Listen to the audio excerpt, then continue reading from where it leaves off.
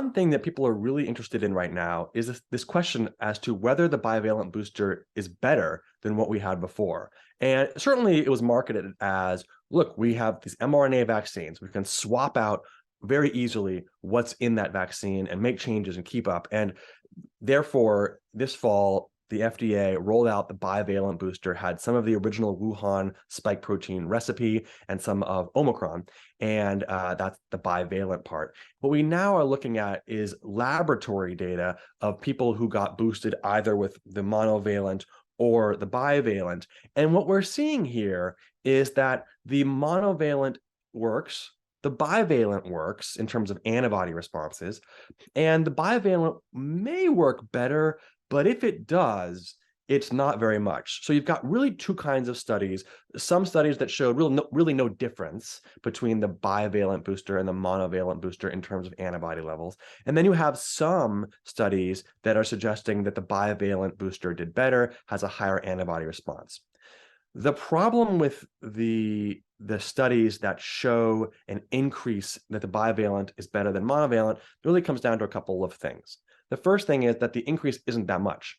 It's not a 10-fold or 100 or even 1,000 or 10,000-fold difference, which we could expect to see. It was really literally to the tune of a doubling or so, which is really not that impressive when you've swapped out entire parts of the vaccine in order to make a change. We were hoping for much more. So we don't even think that's a clinically relevant finding. The thing is that the two studies that came out in the New England Journal of Medicine last week didn't really find much in the way of any increase at all. And now there's really these two kinds of studies. There's the study that says there's really no difference, and then there's the kind of study that says, well, there's some difference, but it's very small. And it turns out that there were people who thought that maybe the differences came down to what kind of assays and tests were being done. It doesn't seem like it comes down to the assay. And the reason that I think that is that the most rosy colored glasses view study, the one that showed the biggest impact for bivalent over monovalent, came out of a pseudovirus study. And also, pseudovirus was the platform for the studies that showed no difference. And then live virus had some small changes. So really, it doesn't seem to come down to the virus assay that's chosen. And all the scientists that I've spoken to, including the authors of the studies, David Ho, Dan Baruch, and others, have said that pseudovirus and live virus are pretty interchangeable. And so we don't have to worry that the differences is due to the platform.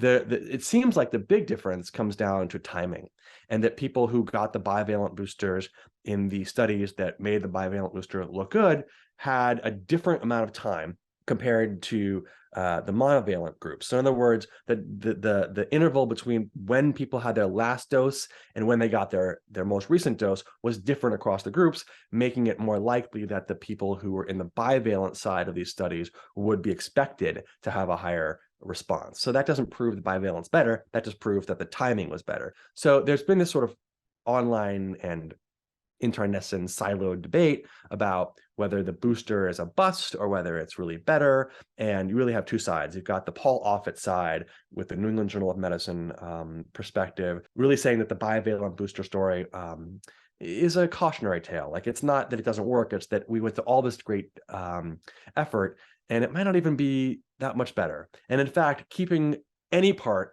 of the Wuhan virus in the new bivalent booster might be bad, because our immune systems have seen the Wuhan strain so many times, and that's not even around anymore. We have Omicron, we have Omicron subvariants, and we don't want to be in a situation in which our immune systems are imprinted for Wuhan, and then when they see Omicron, they shrug it off as, oh, this is nothing I need to worry about.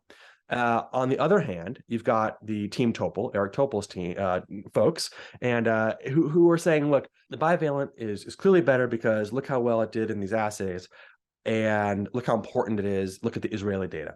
I think that those arguments don't hold up. But what I think is important, though, and what I think Dr. Topol has right, is that there is a group of people, high-risk people in particular, who need to stay up to date with their boosters. And whether it's bivalent or monovalent, it doesn't matter, because we don't want to discourage those people who need it the most from getting boosted. Going forward, I think a monovalent Omicron-only booster is probably going to be the better choice, but we're waiting for the FDA and for Pfizer and Moderna to announce that that's where they're headed. I hope that's what they do. If you have questions, comments, please leave them below. Thanks for joining us.